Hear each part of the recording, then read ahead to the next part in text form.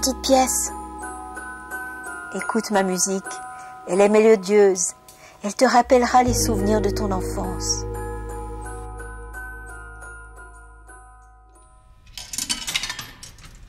Tu sais, chaque fois que tu fais ça, je peux revivre dans tes songes.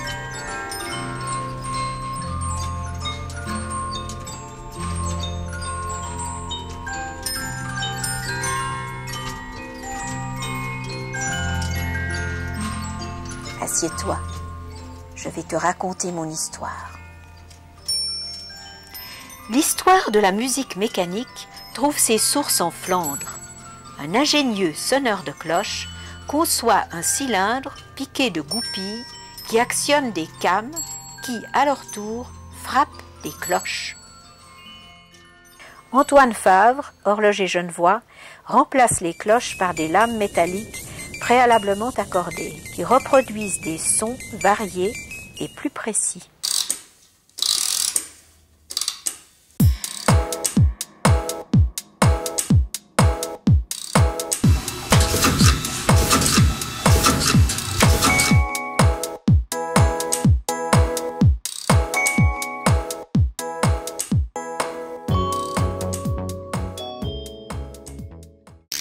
J'ai été construite de différentes formes et de diverses grandeurs. C'est en 1865 que je suis partie de Genève pour les montagnes du Jura, une nature à la fois étrange et mystérieuse. Le village résonne au doux nom de Sainte-Croix. Charles Reuge, originaire du Val de Travers, s'installe dans cette magnifique région. Il fabrique des montres de poche et des mouvements à musique. Dès 1886, Albert, fils de Charles, ouvre un comptoir de boîte à musique dans ce même village.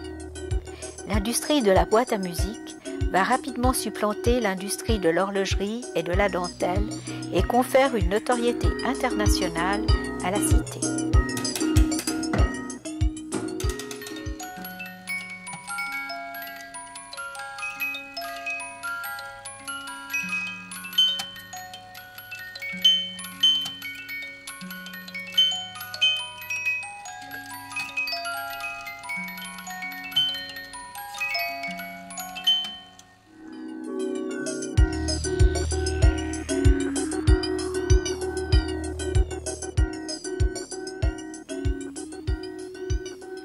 Le clavier est fendu de façon à obtenir le nombre de lames nécessaires qui vont de 17 à 72 lames par clavier.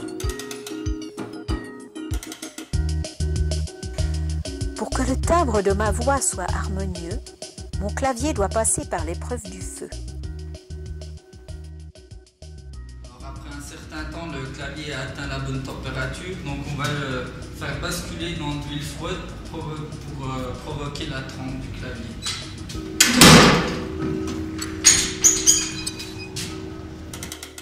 Afin d'avoir les sons graves, on rajoute du plomb sous les lames. Cette façon de faire n'a pas changé depuis le début de ma fabrication.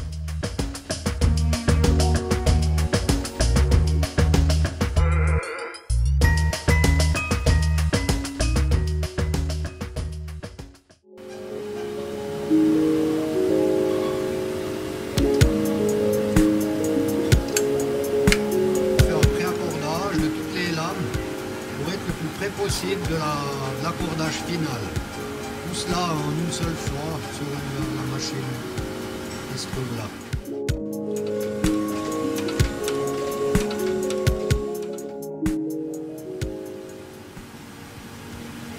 Et si la note n'est pas juste trop haute ou trop basse, on corrige un peu la hauteur de la machine pour que cette tonalité reste le plus juste possible.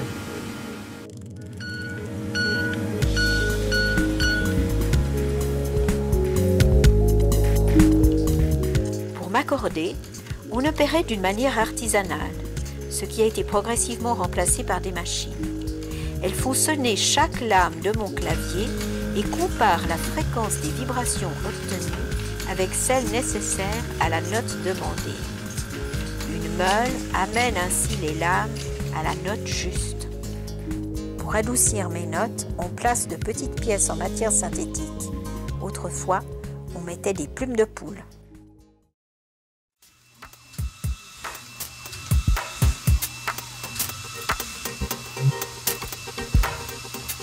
On perce mon rouleau cylindrique. Ces piqûres sont vitales pour moi, car dans chaque petit trou, un fil en acier de 0,25 mm, une goupille, est insérée. Ainsi, lorsque le rouleau tourne, vous pouvez m'entendre.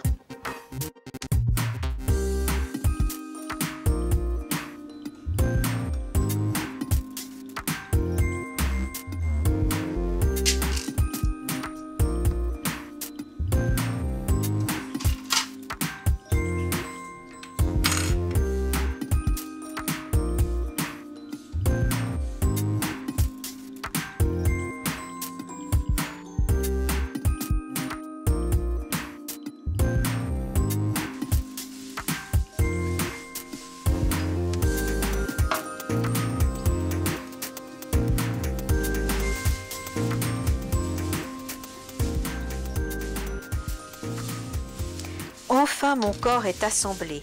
Je suis vivante et je peux faire entendre ma mélodie à qui veut m'écouter.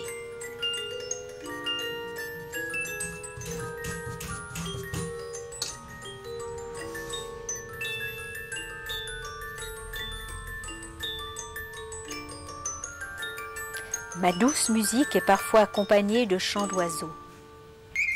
Les frères Jacques et Drault, horlogers de la Chaux-de-Fonds, inventent une mécanique qui sera perfectionnée en 1848 par Blaise Bontemps dans son atelier parisien. Donc je vais vous expliquer les mécanismes des oiseaux chanteurs mécaniques. Ici, vous pouvez voir le chant des oiseaux en mécanique. Donc ce sont des cames qui vont commander des leviers. Et ces leviers vont commander le soufflet. Le soufflet nous sert à reproduire le son. On pompe de l'air ambiant extérieur dans un réservoir et ensuite on expulse l'air dans un sifflet. Le piston donne la tonalité grave aigu.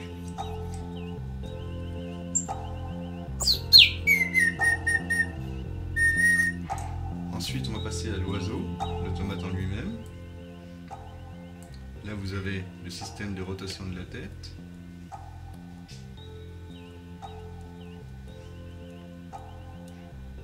De l'autre côté, on peut voir le système d'ouverture de bec et le mouvement de la queue. Et bien sûr, les mouvements, on peut les conjuguer en même temps. L'oiseau terminé, plumé donc, avec de véritables plumes. Il tourne toujours la tête, il ouvre le bec. Le mécanisme en lui-même, entièrement monté mais sans les oiseaux. Donc on reconnaît notre soufflet, le barillet avec son ressort, donc le moteur de l'oiseau chanteur, le jeu de came tout en bas qui commande le levier de piston et les leviers de sifflet. Le volant de régulation qui sert à brasser l'air pour avoir une vitesse constante de déroulement.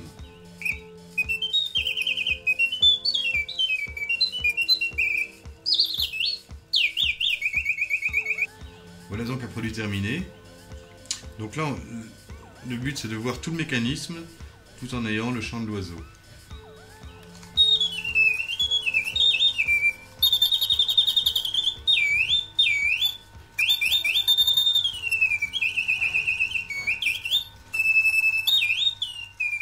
Maintenant, je vais vous faire écouter des sons originaux de chants d'oiseaux. Donc ce sont des vieux mouvements reuges, remis en état, et qu'on va reprendre certainement dans les années futures pour faire des cages bien spécifiques. Donc dans un premier temps, nous avons le canari.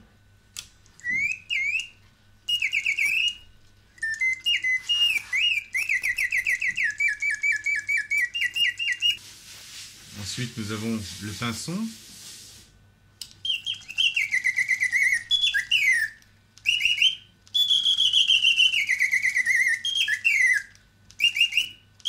Nous avons aussi la fauvette.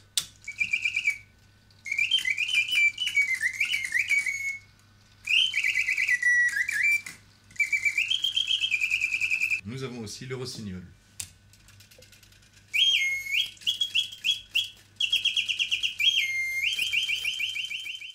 Dans un autre domaine, maintenant, nous avons aussi les montres musicales automates. Vous pouvez voir une pièce ici, dans ce qu'on appelle nous la fontaine.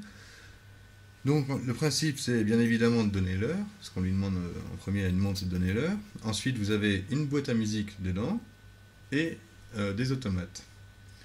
Donc là, je reviens ici. Je vous montre le petit mouvement à musique qui est inclus dans la montre.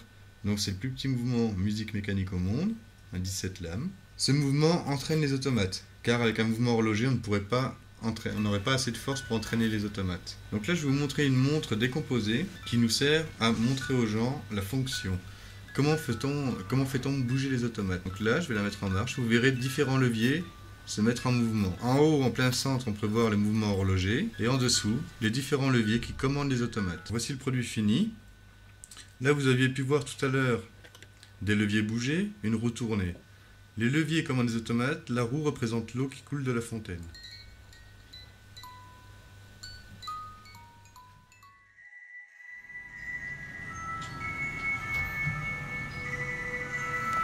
Guido Reuge fut certainement celui qui donna le véritable essor au mouvement mécanique des boîtes à musique. Mais il était un créateur de génie. Son esprit était partagé entre notre monde et la magie des personnages auxquels il associait ses créations.